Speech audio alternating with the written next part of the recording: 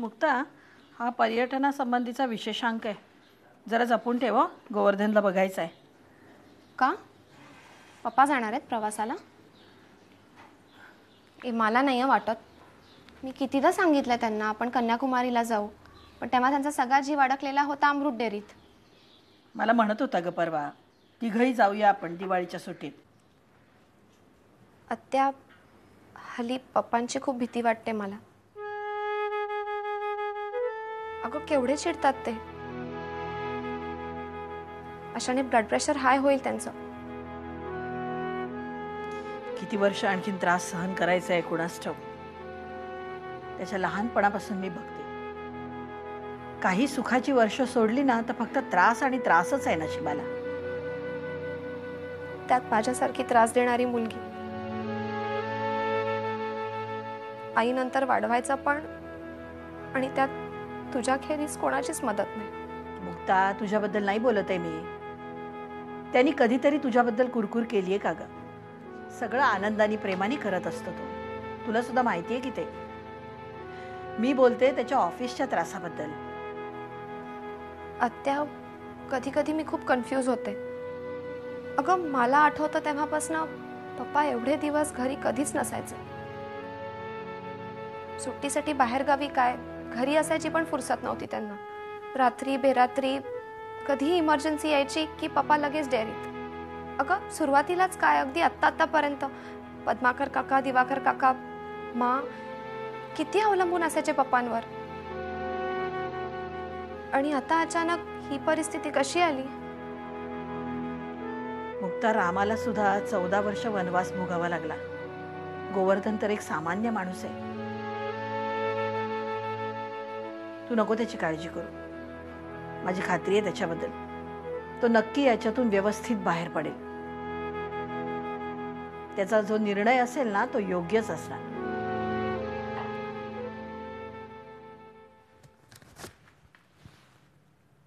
हा काय तमाशा दिवाकर साहेब?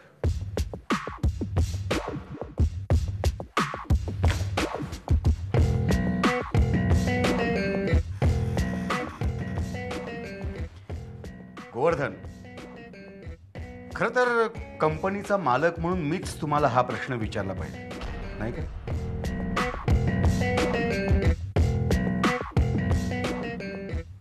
कंपनी?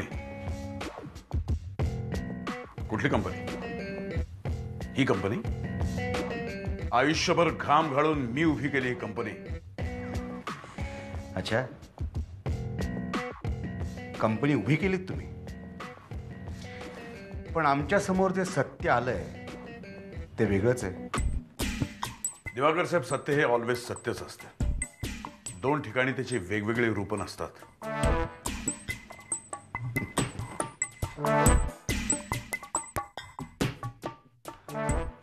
गोवर्धन, गेले अनेक दिवस आपल्या कंपनीतून दुधाची चोरी होते, याच्याबद्दल काय म्हणायचं तुम्हाला? कोणाची माय व्हॅली आहे कंपनीत चोरी करण्याची?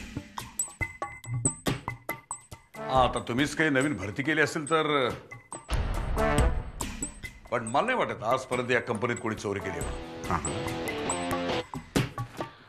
पण आपला साईट ऑफिसचा वॉचमन काशीनाथ, हा तर गेले अनेक वर्ष आपल्याकडे काम करतोय. काशीनाथने चोरी केली? हो, आणि ते सुद्धा आपल्या सांगण्यावरून.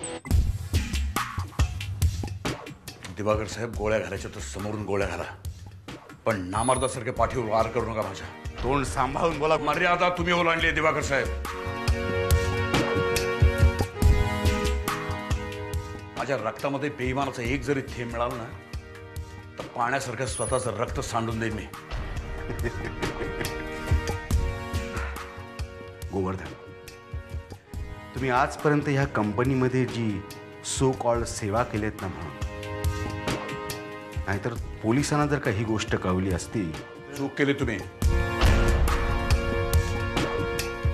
यापुढे जर कोणी तक्रार केली तर जरूर पोलिसातच जा तुम्ही. गोवर्धन, सोडा सोडा दिवाकर साहेब. तसंही तुमच्याशी बोलणं म्हणजे वेळ व्यर्थ दवडण्यासारखं आहे. यापेक्षा मासाहेबांशी बोलणं पसंत करेन मी. नाही, मा नाही भेटणार तुम्हाला. त्यांची तब्येत ठीक नाही म्हणून त्या घरीच आहेत.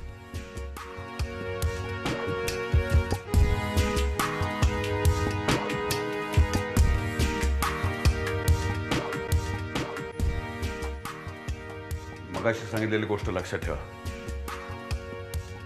कायमची. नामर्दासारखे पाठीवर वार करू नका.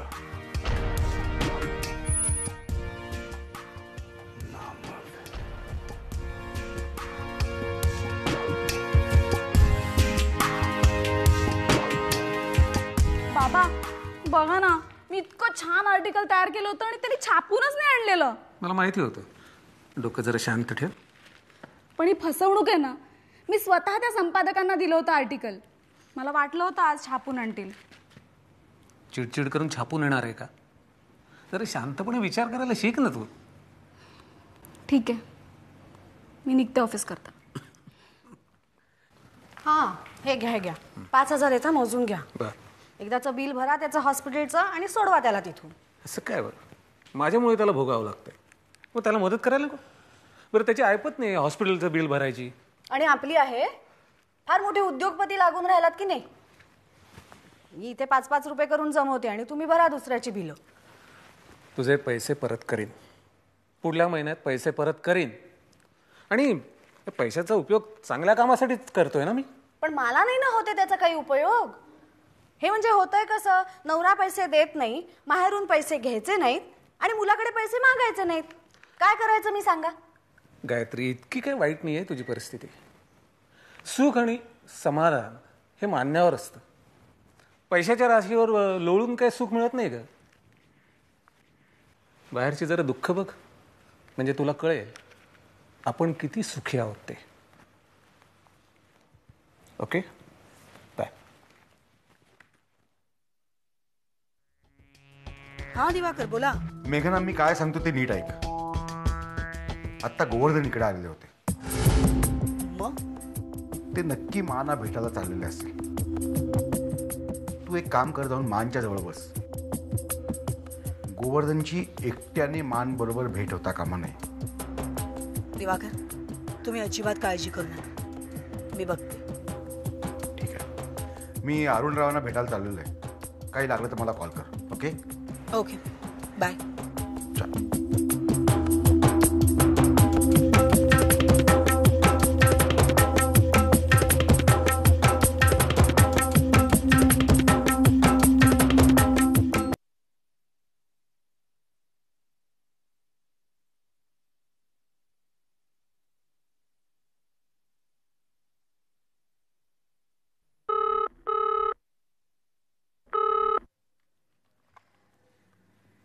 हॅलो, मी सागर बोलतोय. आता का फोन केलायस इथे? तुम्ही प्लीज पप्पांना सुखाने जगू द्या. हे बघ, आयुष्यभर त्यांनी तुमची सेवा केली, ही चूक झाली ना त्यांची. एक मिनिट मुक्ता, मला काय म्हणायचं ते ऐकून तरी घेशील का? सागर, तू ऑफिस जॉईन केलं हे ऐकल्यावर मी खूप खुश होते. मी आत्यालाही तसं सांगितलं. पण तुम्ही माझ्या पप्पांशी असं वागाल ह्याची मला अपेक्षा नव्हती. तुम्ही? मुक्ता, प्लीज तुम्ही म्हणू नकोस. तुम्ही म्हणजे तुला काय वाटतं मी सुद्धा या सगळ्यात इन्व्हॉल्ड आहे? मुक्ता, गोवर्धन काकांविरुद्ध खूप मोठं षडयंत्र रचलं जात आहे. मग हे तुला आधी कळलं नव्हतं? प्लीज, म्हणजे आता मी कुणाची शपथ घेऊन सांगू तुला? अगं, मला यातली काहीच कल्पना नव्हती. तुला काय वाटतं, मला यातली काही कल्पना असती तर मी गोवर्धन काकांवर असा खोटा आरोप होऊ दिला असता का? काय मुक्ता, तर प्लीज माझ्यावर विश्वास ठेव ना.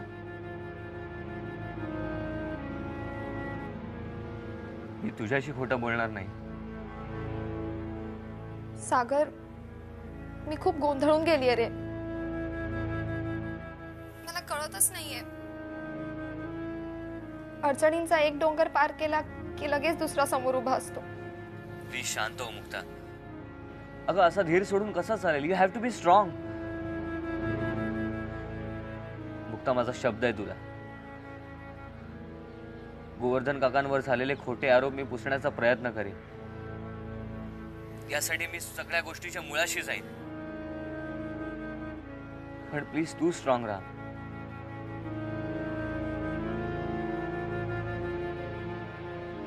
आता तू बोलत का नाहीयेस? ठीक आहे, तुझा अजूनही माझ्यावर विश्वास नसेल तर नाही सागर, माझा तुझ्यावर विश्वास आहे.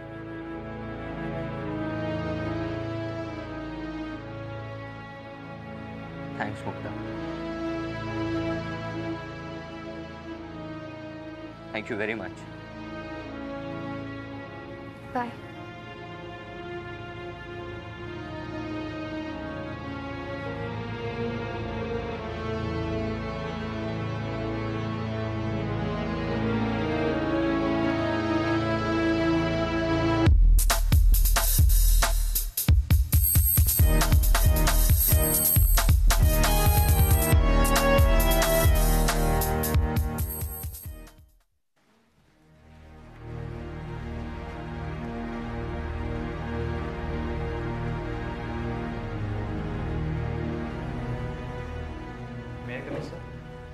Yes, come in.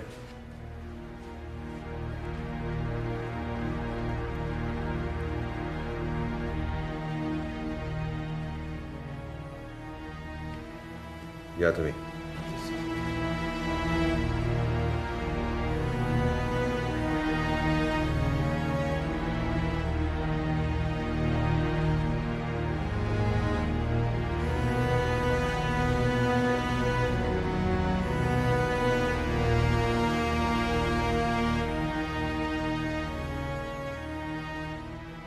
बागवे, तुमच्याकडे बघून असं वाटत नाहीये की तुम्ही अंथरुणाला खेळून होतात?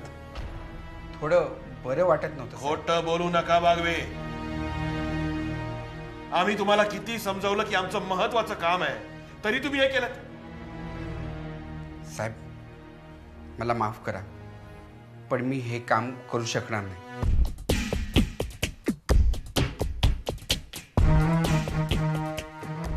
काय काय म्हणालात तुम्ही? होय साहेब. अहो, 50 लाख रुपयाचा ठपका जर माझ्या अंगावरती आला तर मी आयुष्यात ना उठेन हो. एक मिनिट बागवे.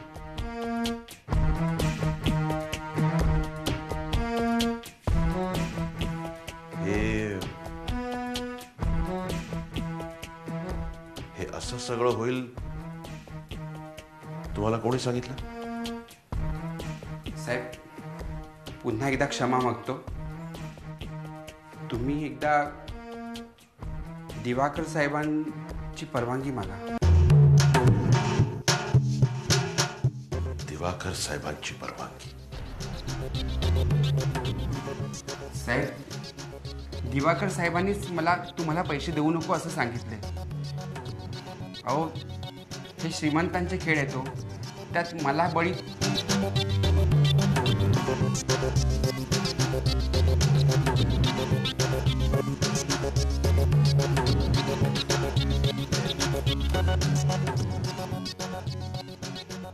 Hello sir. दिवाकरना आमच्या केबिन मध्ये पाठवा. साहेब बाहेर गेलेत सर.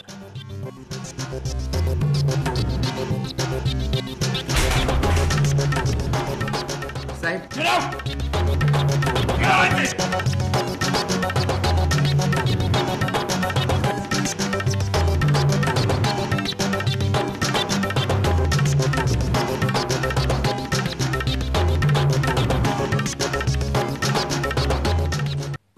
तुम्ही हे औषध घ्या, तुम्हाला बरं वाटेल. मेघना, आम्ही बऱ्या आहोत आता. नको, आम्हाला काही औषधं नकोत. काही नाही, मला माहिती आहे. दिवस रात्र कसल्या ना कसला विचार करत असता तुम्ही, मग तब्येत बिघडणार नाही तर काय? काय मेघना, आपण कितीही ठरवलं तरी मनात येणारे विचार थांबू शकतात का? मा, दिवाकर आहेत ना, आता ते सगळं सांभाळत आहेत की नाही. मी तर म्हणते सगळ्या जबाबदाऱ्या त्यांच्यावर टाका आणि तुम्ही अगदी आरामात राहा. त्याने सगळे प्रश्न नाही आहेत ना सुटणार. नमस्कार मावसाहेब.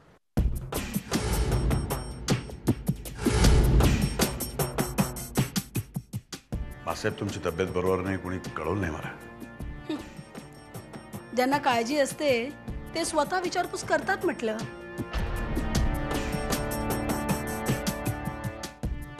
आपली तब्येत कशी मावसाहेब आता? आता त्यानेच येऊन सोडवावं झालं. असं का म्हणताय मावसाहेब आपण? हो, आता हे खांदे एवढे बळकट नाही राहिले.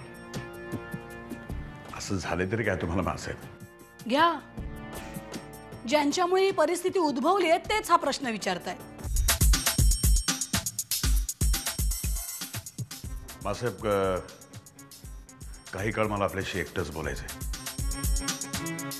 गोवर्धन, तुम्ही माझा अपमान करताय. मेघना का मा मी या घरची सून आहे. हे कोण आहेत मला सांगणार आहे की बाहेर जा म्हणून? तुमचा काहीतरी गैरसमज होतोय. बरोबर, गैरसमज झाला होता, आम्हा सगळ्यांचाच झाला होता. तुमच्यावर विश्वास टाकून कंपनीचे सगळे अधिकार आम्ही तुमच्यावर सोपवले. मला वाटतं हे बोलण्याचा अधिकार तुम्हाला नाही आहे, कारण मी या घरातली एक व्यक्ती आहे. परके आहात ते तुम्ही.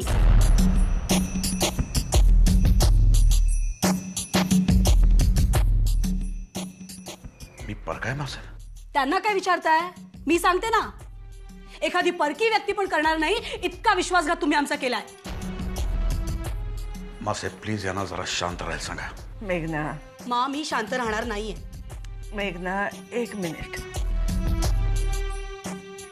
गोवर्धन, बाकी सगळं राहू दे. आम्हाला एवढंच सांगा, आम्ही निरोप पाठवू नये, तुम्ही आम्हाला भेटायला का आलं नाहीत?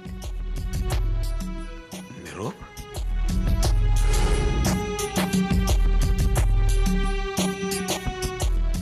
मावसाहेब मला कोणताही निरोप मिळालेला नाहीये. घ्या, आणखीन एक खोटं. तुम्हाला खरं सांगते, माझ्या समोर दिवाकरांनी यांना फोन लावला होता. अगदी स्पष्टपणे म्हटलं होतं, साहेबांची तब्येत बरोबर नाहीये, प्लीज या आणि त्यांना एकदा भेटून जा. मावसाहेब कसं शक्य आहे? तुमचा आजारपणाचा निरोप मिळाला तर मी येणार नाही भेटायला? कसं शक्य आहे? असंच झालंय मिस्टर गोवर्धन.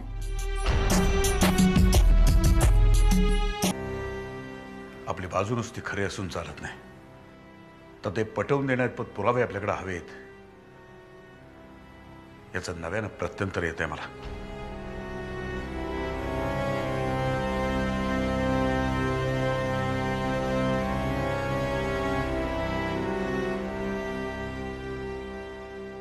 प्रकृतीची काळजी घ्या मावसाहेब.